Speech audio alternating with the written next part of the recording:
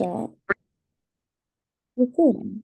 Okay, so hello everybody. Today we are going to be going through drug ADME, which is all about different methods of ways of giving drugs, why we give them the way they do, and their properties, and how it's important in the effects that it has on our body. So I'm going to go through the administration, distribution, metabolism, and excretion, and then we'll go through some multiple choice questions at the end just to make sure everybody is following. And like I said, it's just me. So if anybody has any questions, please feel free to um, unmute themselves and I'll try and make it a little bit interactive because I think this is a really fun topic, especially with preclinical because it feels really relevant. I think sometimes you can feel like you're not doing a medicine degree, but this is fun because you get to learn about the medications and how things work with real patients. Okay, so what we're going to learn about are knowing the main routes that drugs can be administered and factors governing choice of route, understand how drugs are distributed in body tissues, be able to calculate drug half-life and volume of distribution, understand the principles of drug metabolism and what factors affect this, and understand how drugs are excreted and what factors affect this. Okay, so we'll start off simple. So, what happens to a drug when it comes to our body? So, it can be swallowed, it can be injected, it can be applied, like rubbed on the skin, various different ways, and we'll go into that later. And it's absorbed into our blood, absorbed into our target tissue, where it generates its intended effect before being broken down and excreted from the body. Now, that's a very simple way to look at it. And so, what determines the effect of a drug? That can be the mechanism of action of the drug, the dose of the drug, how it's administered, the speed of absorption and excretion, and the ability to distribute to the target tissues. And in pharmacology, it's often described as ADME. So we'll start off with A, which is administration. So, our routes of drug administration. So we can have oral, we can have sublingual, which kind of means under the tongue, and that's classically what we call a GTN spray, which is a rescue medication for angina. So that's the most commonly used sublingual that you come across. Then you can have rectal, you can have topical, you can have inhaled agents, and then via injection, you can have intravenous, subcutaneous, intramuscular, intrathecal, and intraosseous. So these are all different methods of administration. And the choice of route is different depending on the direct effects that we want it to have and the site of action. So, for example, for our bronchodilators, we use that as an inhaler because we want the drug to get into our airway system as quickly as possible. So we're inhaling it and it's going straight into the lungs for effects. Then if we think about speed of uptake, if we think of IV versus oral, say with IV, that's going directly into the bloodstream so that it can reach its target tissues a lot quicker. Whereas with oral, we have to swallow it and it has to go all the way through our digestive system and be absorbed that way through. And again, how quickly we absorb it is that GI versus injection. And all of these different components can result in very different side effects depending on speed of absorption and its metabolism, which we'll talk about later. But also, it's important for patient experience and preference. For example, some people can lose control of their swallowing muscles, which means they find it really hard to take tablets. So being able to form these into IV medications, or can we kind of crumble them up and dissolve them in water as patients get ill? Or sometimes do we need to, if you think about it with food, sometimes you can be tube fed, again, similarly, and it's like that with drugs. So let's have a little think about injections. So we have our intravenous injections, and these are instant, but they can be difficult and slow to get good access, particularly in people who are peripherally shut down as a result of their condition, or particularly in the elderly, it can be quite hard to access their veins. Intraosseous, so that is where we are going through the bone and into the bone marrow. And so that is, it's a drill, and literally you just drill into the bone. And so that is extremely fast release and easy to gain access quickly. But obviously, that comes with a lot of pain. And intraosseous is really only used in emergency situations where we cannot gain access in any other way. Then we have intramuscular, which is slower release, and then subcutaneous, which is the slowest release but least painful and easier for patients to do on themselves. So, these are things like insulin, where patients might have to take regular medications every day, and to inject themselves is a lot easier subcutaneously than having to come into a hospital or a healthcare provider.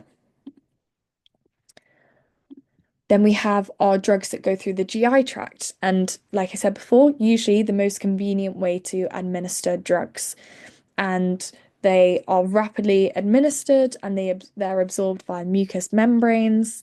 But the stomach acid and digestive enzymes can alter drugs and prevent absorption. So that's something important to consider when we think about the formulation of our drugs.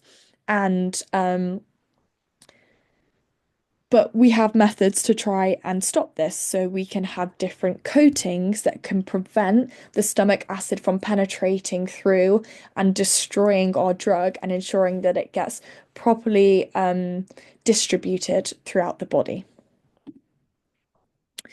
So again, there's lots of different factors that affect how drugs are absorbed in the GI tract. So we think about physiological factors. Think about this as our human factors that are going to affect the drugs. So that's our gastric motility, our bowel function. If we've got kind of inflammatory bowel disease, how well are we at absorbing if it's inflammatory?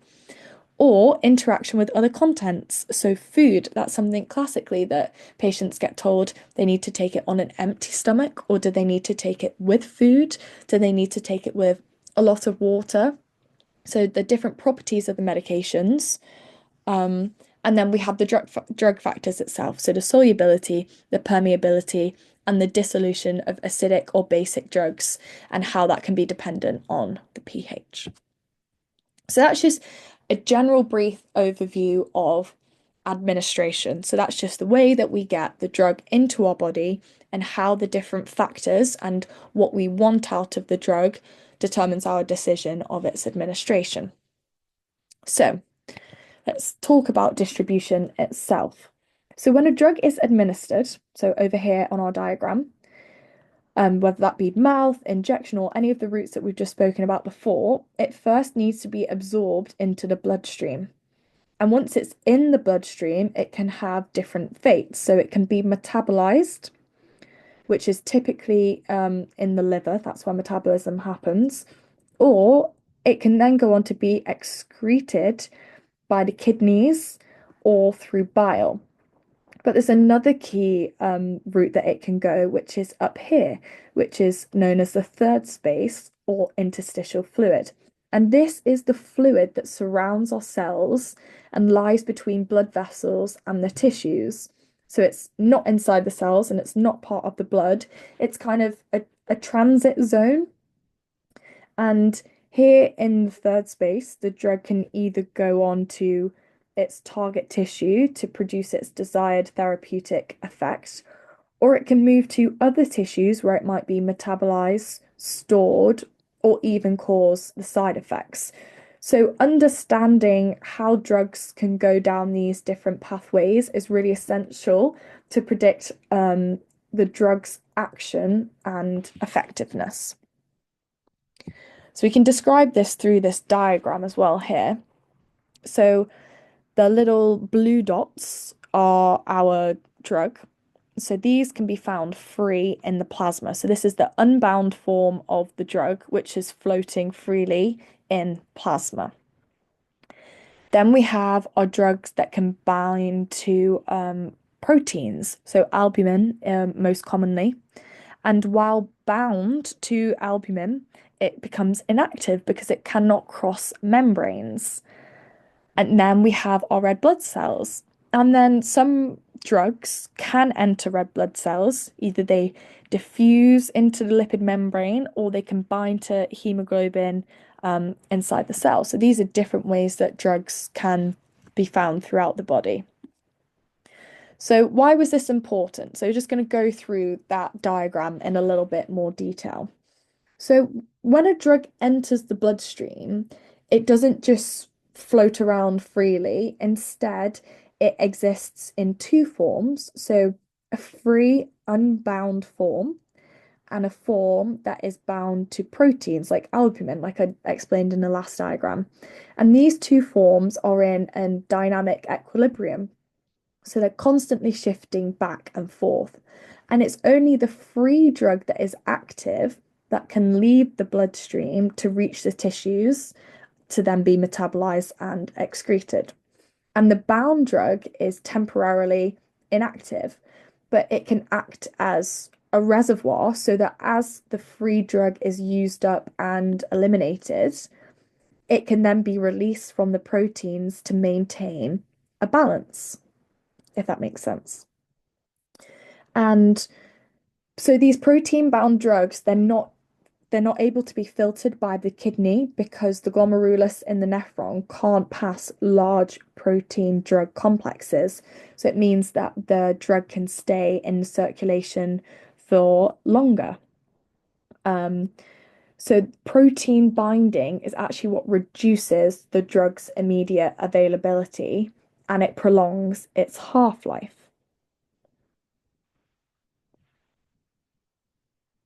Okay, so now we're going to move on to volume of distribution.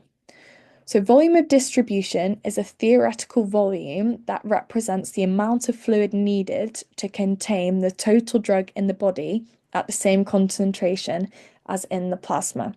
And it's calculated, simple equation, one that we should know off the top of our heads. So, it's the amount of drug in the body over the plasma concentration. So, we're going to go through a worked example here and show the importance of volume distribution and what it tells us. So can anybody quickly unmute or in the chat tell me, does anybody know what propofol is before we go through this example?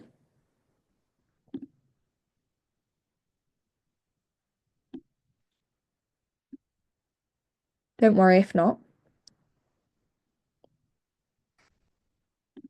Okay. So propofol is a drug that is used as an anesthetic, so what puts us to sleep. So say if we have 40 milligrams of propofol IV, which is given to a 60 kilogram adult, and after 10 minutes, the blood concentration is 2 mg per litre. Assuming no drug is excreted in this time, what is the volume of distribution? So based off our previous slide, we know that that is 20 litres. Now, does that seem reasonable to people as a number? What do people think when I'm saying 20 litres?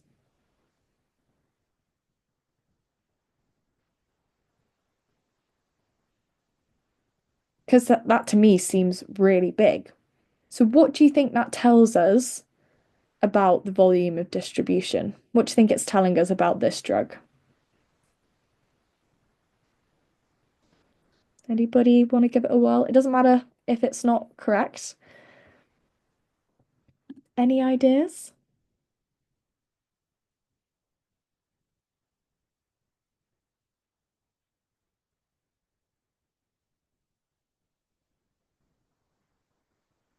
No? Okay, that's fine.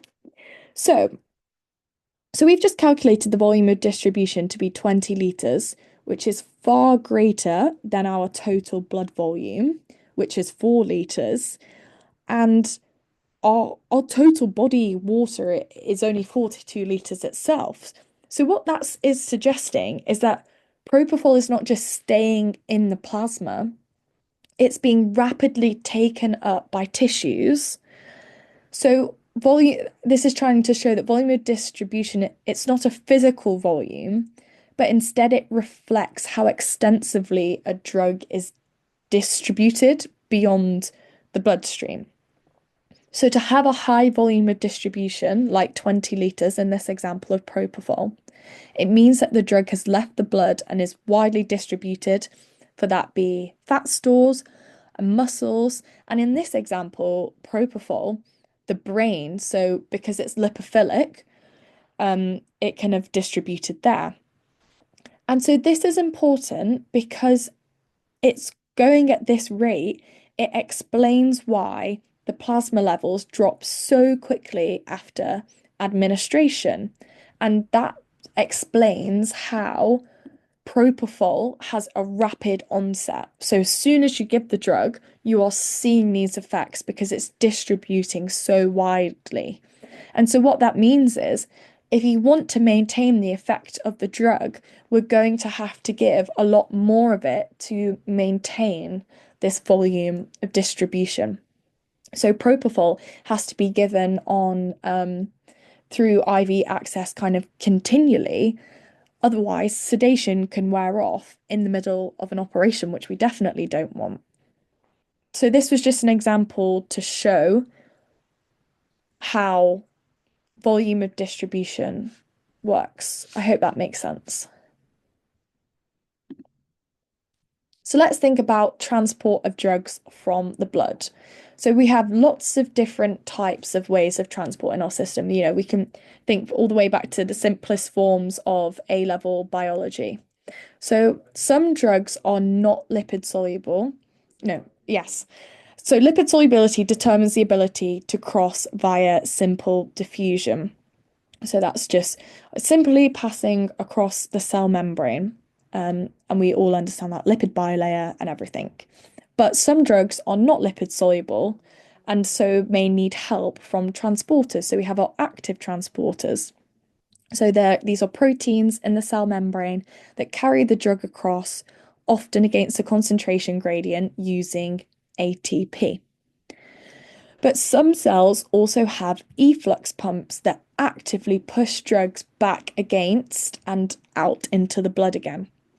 So this can reduce our drug absorption and act as a protective barrier. And we have lots of these in the brain and in the placenta, which we will talk about later. But this explains why some drugs have limited oral bioavailability or are resistant because of the presence of efflux systems in our bodies.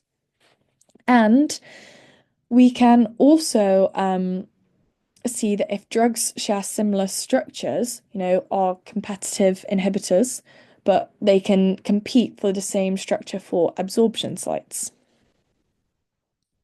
So let's think of one of the examples. So we have the blood-brain barrier. So the blood-brain barrier is a protective barrier made up of tightly connected endothelial cells that line the brain's blood vessels, and these are called tight junctions. And what these do is they prevent water-soluble substances and large molecules from entering the brain. And they also have efflux transporters, like I spoke about on the previous slide, which pump drugs back into the bloodstream, preventing their accumulation in the brain, even if they do initially manage to get past that tight junction.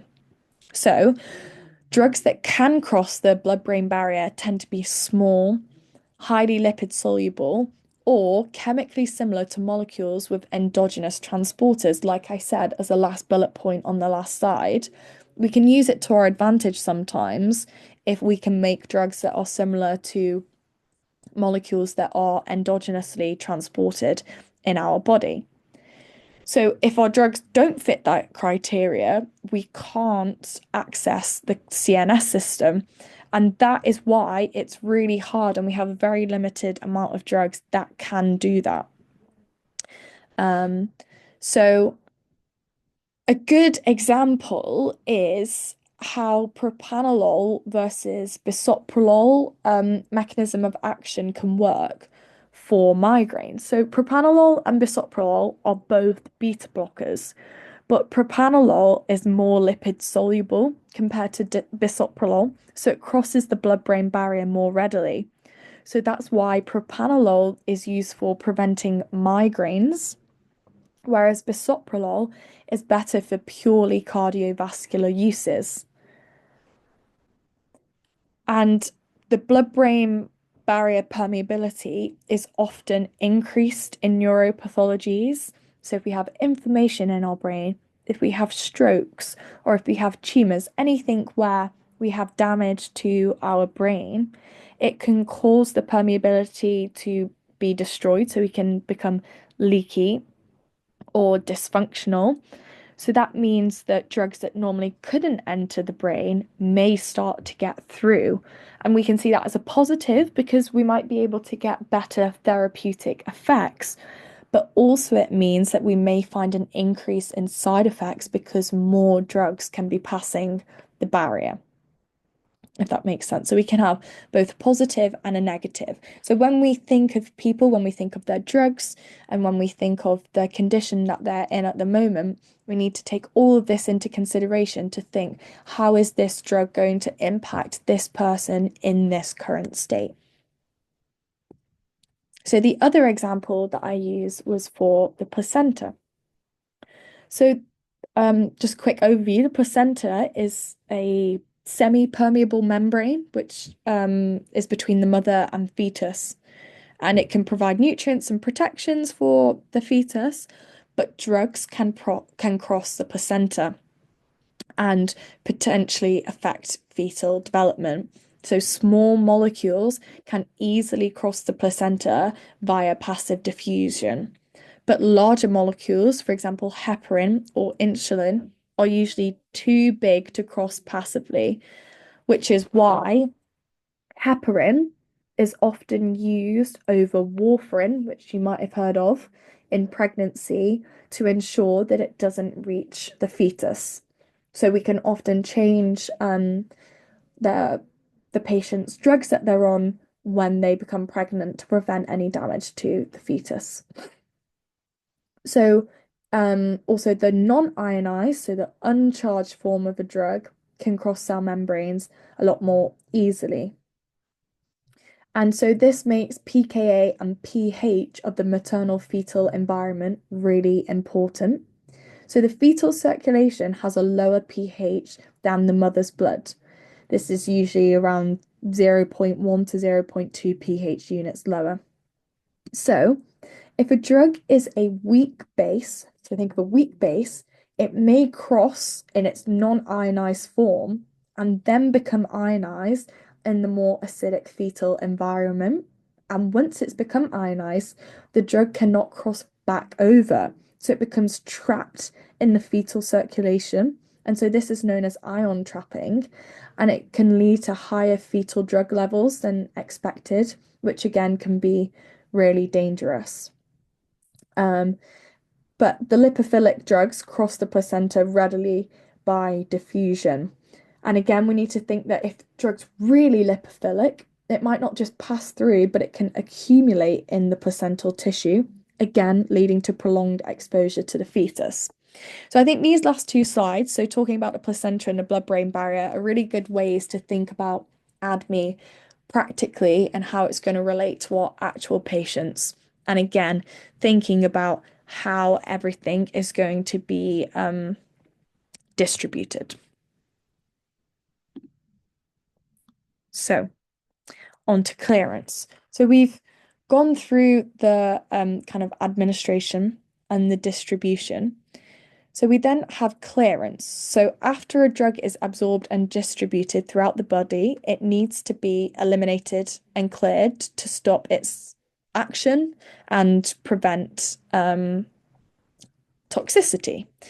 So this process is normally done via metabolism, which is where enzymes in the liver convert the drugs into inactive forms to then allow excretion to occur, which is normally through the urine, but as I said before, also through bile or through things like sweat.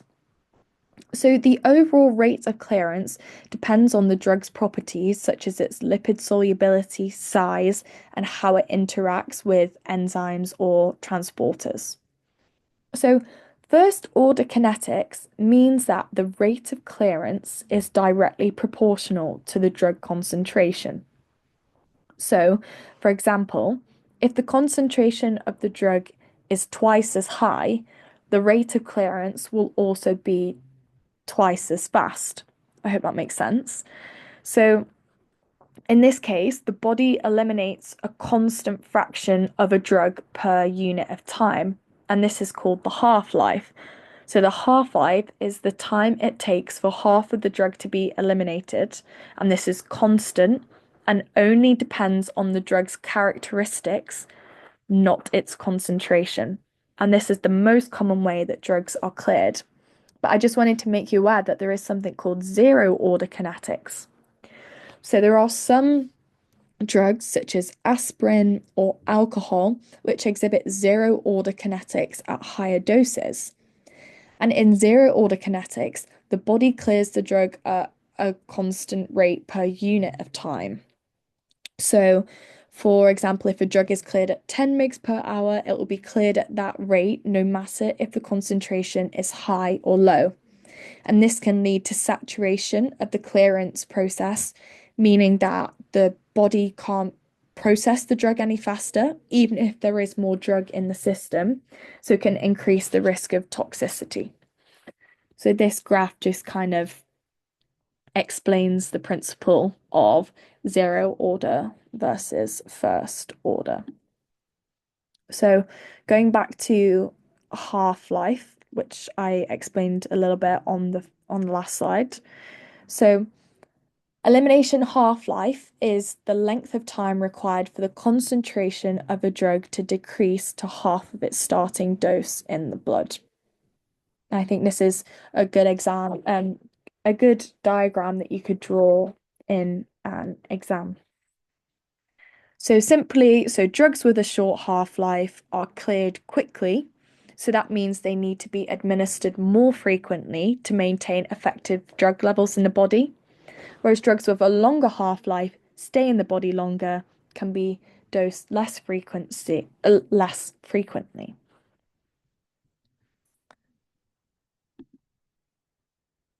So the drug half-life determines our dosing or repeated doses if we need continuous infusion. And the aim of all of it is so we can maintain a concentration within a therapeutic range.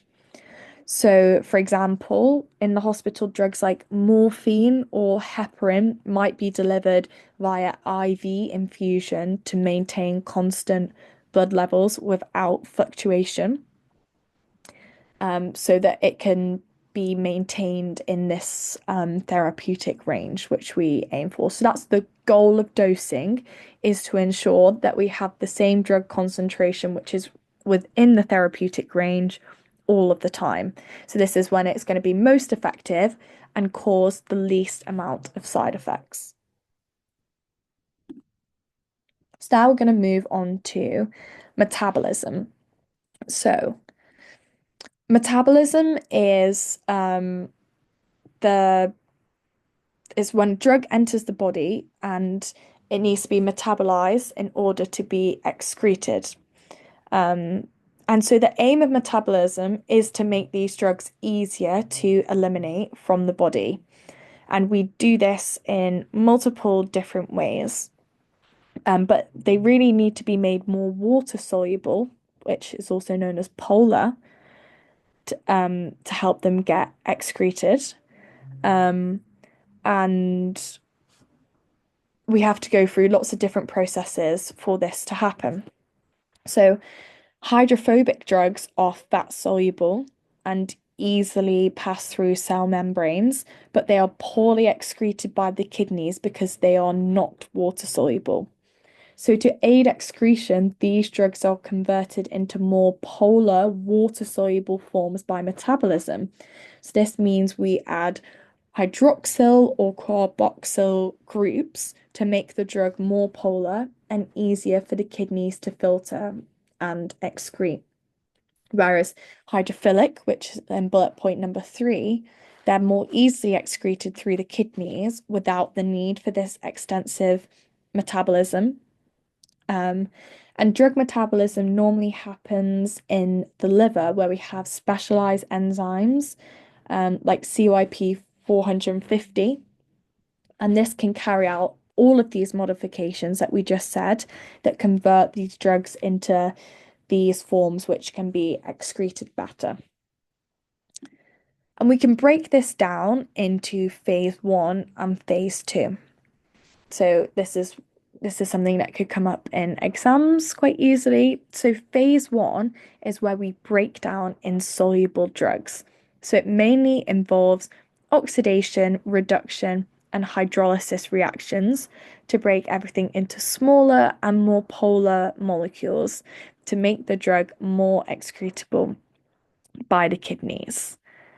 And like I said before, the cytochrome P450s are the main enzymes involved in drug metabolism. Um, and then we go on to phase two, which is conjugation. So this is where we add specific groups to the drug or its metabolites to further increase water solubility and prepare them for excretion. Um, And so we have lots of different groups that we can add on to help these be excreted more easily. So we have some drugs that can induce or inhibit enzymes used in metabolism.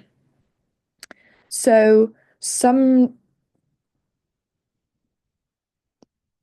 some can induce the transcription of cytochrome 450 mRNA to overproduce these enzymes in the liver, which can decrease the concentrations of the drug metabolized by the enzyme. So, drugs can be metabolized to a less active metabolite, which will lead to decreased activity, or to a more toxic metabolite, which will lead to increased activity. So, common enzyme inducers include phenytoin and rifampicin. I'm not sure if you've come across these drugs before, but phenytoin is used for epilepsy, and rifampicin is used for tuberculosis. And what these do is they increase the activity of the cytochrome P450 enzymes to lead to a faster metabolism of other drugs that rely on these enzymes for clearance.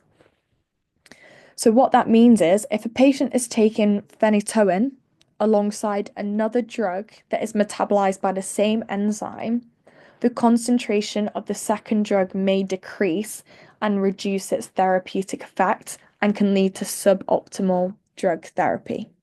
I hope that makes sense. I think that example at the end um, summarizes it the best. So, in terms of drug metabolism and its clinical use, we can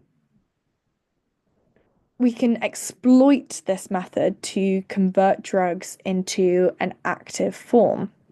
So, for example, some prodrugs, so these are inactive drugs, require metabolism to become active and produce their therapeutic effects. So we can use this as a strategy in pharmacology that allows for better, more targeted drug treatment. So the classic example, which medical school will always use, is levodopa. So levodopa is converted into dopamine via metabolism in the brain. And this is often used in Parkinson's disease, where dopamine levels are deficient. So levodopa itself is not active, but its metabolism in the brain allows it to restore dopamine levels and improve symptoms. So it's not all broken down before it can reach the brain, so it can be a lot more effective. And similarly, codeine is metabolized in the liver to morphine, which is the active form responsible for the pain relieving effects. But codeine is a prodrug because it relies on the body's enzymes to convert it into a more potent form. So we can use this to our advantage, but it can also pose risks to our body. So paracetamol is a common example where if we take paracetamol in excess, paracetamol is metabolized into toxic metabolites. And this is what can cause liver damage and failure if it's not detoxified in time. Um, so we have our positives and our negatives, which we can try and use to our advantage. So then we move on to excretion, the final part of ADME. So most of our small drugs, our small molecule drugs, are freely filtered by the glomerulus in the kidneys, and this is the first step of our excretion. And then some drugs are actively secreted in the renal tubules, into the renal tubules in the proximal tubule. And so this is a carrier-mediated process again, which helps move drugs from the blood into the urine. And this is especially important for ionized drugs or protein-bound drugs. For example, like our aspirin or penicillin, these are all protein-bound or they exist in ionized form in the bloodstream. Um, so these drugs might not be efficiently filtered through the glomerulus, but can be actively secreted into the tubule for our elimination. So some drugs can be reabsorbed after filtration, so they can go back into the bloodstream. And these can occur in the proximal and distal tubules of our kidney. So lipophilic or fat-soluble drugs are often reabsorbed from the tubules back into the bloodstream because they can easily pass through cell membranes. Whereas our polar water-soluble drugs tend to remain in the urine and can be excreted. So an important point is that the pH of urine can play a really crucial role in whether drugs are excreted or if they are reabsorbed, because it can affect the ionization of drugs, which can affect their reabsorption. So, for example, we have our acidic drugs. So we'll have aspirin as our example of our acidic drug. Is more likely to remain ionized in alkaline urine to prevent him from being reabsorbed into the blood and promotes the excretion. Whereas more basic drugs are more likely to remain ionized in acidic urine, making them less likely to be reabsorbed and more likely to be excreted. So what this means is we can manipulate the pH of urine, for example, through the use of urinary acidifiers or alkalinizers, whichever is necessary, to alter the rate of excretion for certain drugs, which is sometimes used in drug overdose management. And then we have our excretion through the GI tract. So the liver can also actively secrete ionized drugs with a high molecular weight into bile, where it can then be eliminated in feces or it can be reabsorbed. We also have our other routes. So kidneys are the primary organs for the drug excretion, but we can also have alternative pathways for volatile and lipid soluble drugs.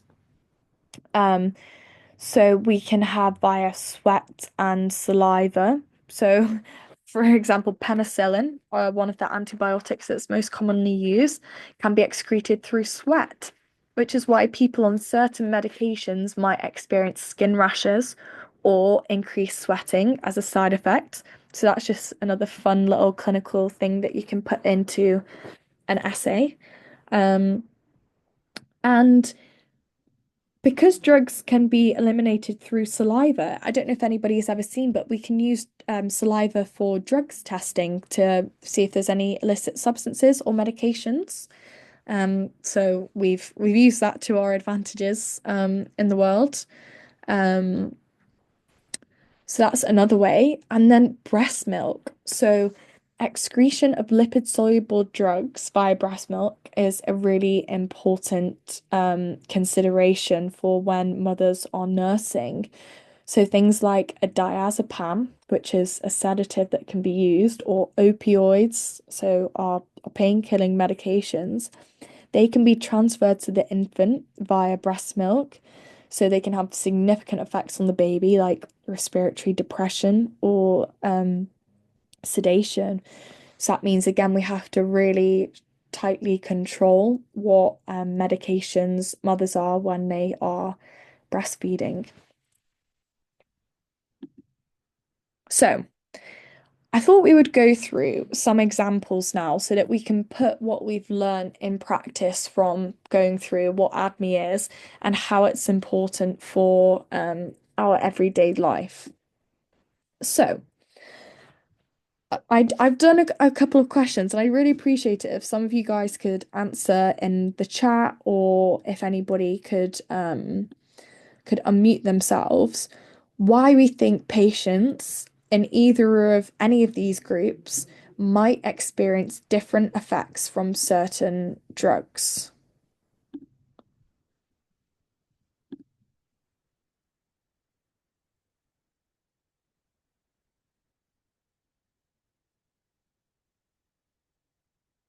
Cirrhosis, so liver unable to metabolize drugs efficiently. Yes. So, as we said before, the liver is responsible for metabolizing our drugs. And so, if it can't produce that, if it can't metabolize, we're going to have increased drug concentrations in the bloodstream. So, things can become more toxic. So, if people have cirrhosis, we might need to alter their dosages to ensure that we don't cause any toxicity. Well done. That's really good. And I'll just briefly go through some of the rest. So, patients with heart failure can have reduced renal clearance and peripheral blood flow. Yeah. So, yeah, okay, somebody's just sent me a message. Yeah. So, yeah, how it's affecting our peripheral blood flow can affect the absorption, distribution, and elimination of the drugs. Yeah. So, diabetes as well can cause kidney damage, again, impairing drug excretion. Pregnancy, as we said, again, we might need to change dose adjustments or stop people from taking certain drugs because they can have effects via breast milk. And then an interesting one. So we had a lot of issues in medicine in the past about how men were always used on clinical trials. But there are some key biological differences between men and women that can influence um, the effects of drugs. So women have a higher body fat percentage, so that could alter the distribution of lipid soluble drugs. And then some people, have the opinion that hormonal fluctuations during the menstrual cycle could also influence drug metabolism. So I think these are all just like fun little examples to think about how an individual can be impacted. So another one. Why might we administer alteplase via a catheter to treat a large pulmonary embolism? Does anybody have any ideas? So, alteplase is a thrombolytic agent. So, what that means is it breaks down the clot. So, a large pulmonary embolism is just a big clot. So, if we administer it via a catheter, it's going to be directly delivering the drug to the site of the clot so that we can maximize our effectiveness, but also reduce the side effects, and we can just have a faster treatment. And then I touched on this briefly before. Why do we administer drugs or fluids intraosseously in major trauma or cardiac arrest? Can anybody remember what I said?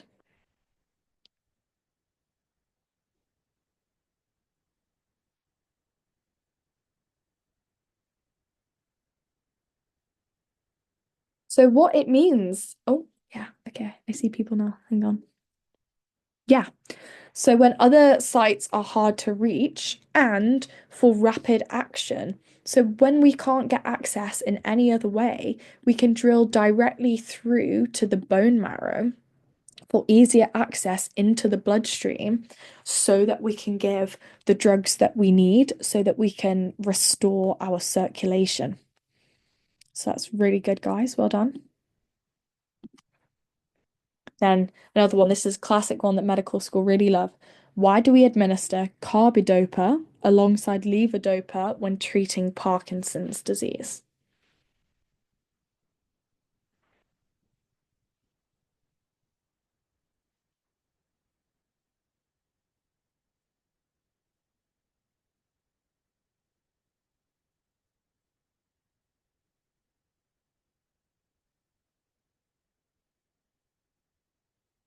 Yes, well done. So, levodopa is converted, it's metabolized into dopamine, which is our active form. So, what it does is it prevents us having premature activation. You're right, yeah, stopping premature activation to ensure that our drug is being delivered to the location that we need it the most. Well done. Why is morphine avoided in patients with severe renal impairment? So I didn't go through this example directly, if anybody wants to give it a go, but don't worry if not.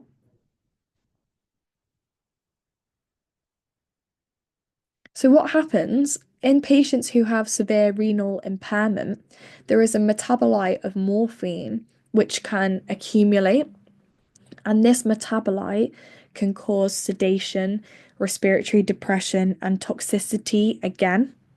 So we often use, I don't know if you've ever heard of fentanyl.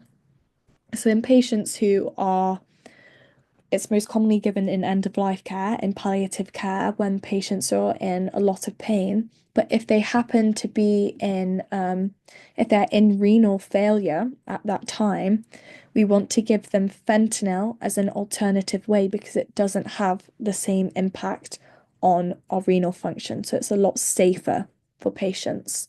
So fentanyl is switched out for um, morphine in these cases. Okay, we're going to go through some of our examples now. So, which of the following is an example of a drug that exhibits zero order kinetics? Can anybody remember when I was talking about that? So, I was talking about first order kinetics, and then I spoke about zero order kinetics.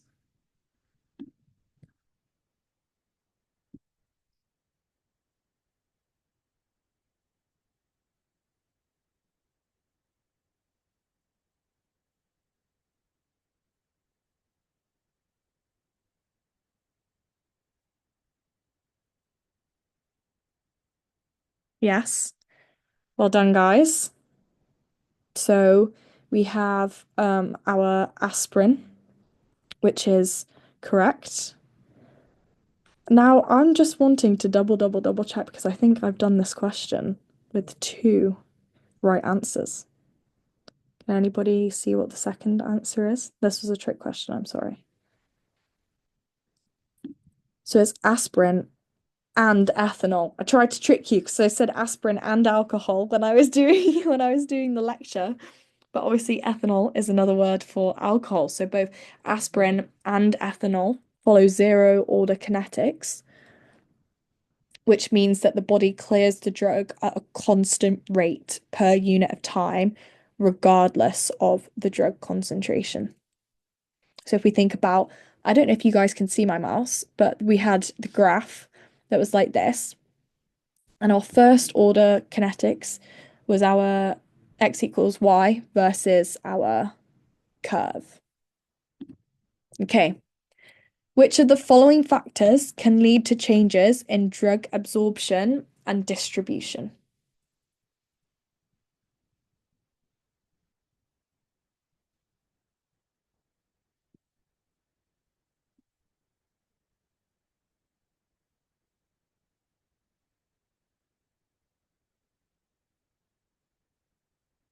Well done, guys. Really good. Everyone was getting that one right. So yeah, D. Sorry, I keep forgetting to say out loud what it actually is. Okay. Which of the following best describes the concept of volume of distribution?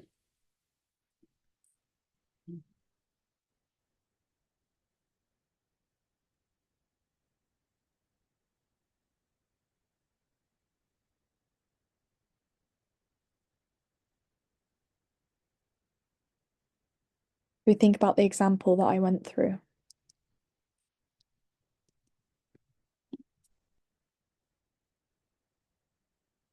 Yes, B. Well done, guys. So the total plasma volume needed to account for the drug concentration. Yeah, well done, guys.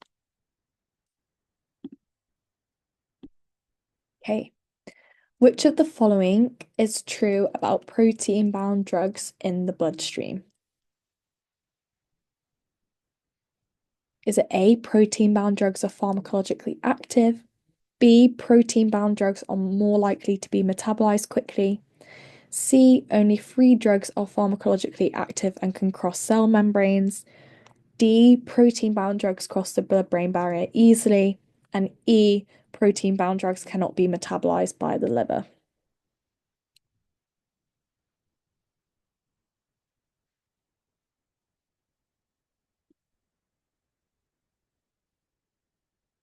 Okay, so we've got some different answers for this one. So in MCQs, the kind of normal tips I've been given is we narrow it down to two. Two of them tend to be very similar. But on this one, the answer is actually C. Only free drugs are pharmacologically active and can cross the cell membranes. Let me see. This is being really. Let me see if I can go back to all of the slides. Here. So this is when I was talking about those drugs that are protein bound. They're kind of used as a reservoir, as a kind of reserve, and that they can become unbound and become a free drug again so that it can be transported to and act on the tissue. So when it's protein bound, it's too big and it cannot go to the tissues. So albumin is the most common protein that our drugs can bind to, and it's only when they're free in the plasma that they can have their effects. Let me go back to the question so I can remember what the okay. So protein-bound drugs are pharmacologically active. They are not active until they are in their free form. Protein-bound drugs are more likely to be metabolized quickly. So no, again, because they're bound to the protein, it's preventing that from happening. Protein-bound drugs can cross the blood-brain barrier easily. So the blood-brain barrier, see if we can go back to that slide. So they have these really tight networks. So they have these really big networks of tight junctions, which means that we can only fit small, highly lipid soluble drugs through in general. Yes, we can have them if the molecules are similar to endogenous transporters, but on the whole, they have to be very small and very highly lipid soluble. Go back to the last one. Protein-bound drugs cannot be metabolized by the liver. So they still can, but they just do not happen as quickly, which is what B was also answering. I hope that makes sense to everybody. If anybody has any questions about that, just let me know. But if we fill out the feedback form at the end, I will send all of these slides and on the slides I have like a little bit of an explanation at the bottom in case anything doesn't make sense as well. Okay. Why might lipid soluble drugs accumulate in the placenta during pregnancy?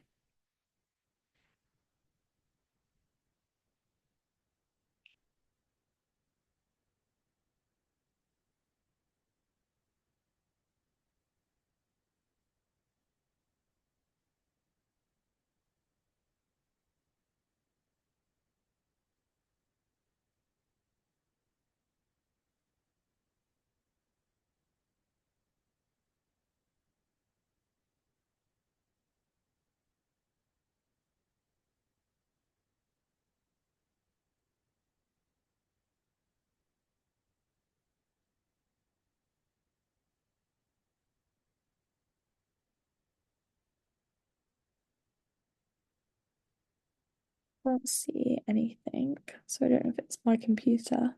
But the answer for that question is B. So lipid-soluble drugs tend to accumulate due to the lipid-rich environment of the placenta. Well done, guys. And then finally, why do drugs administered via IO work quickly in emergencies like cardiac arrest?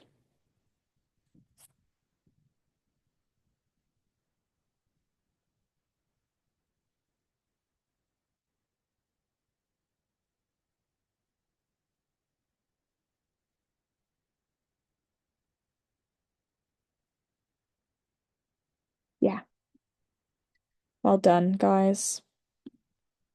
The answer's B. So, can go through why it's not the others though. So, it's directly going into the bone marrow, not a large vein.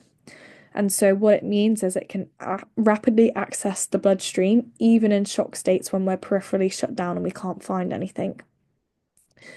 So, IO access doesn't bypass the need for drug metabolism because it's still going to enter the bloodstream and can end up back at the liver to be metabolized.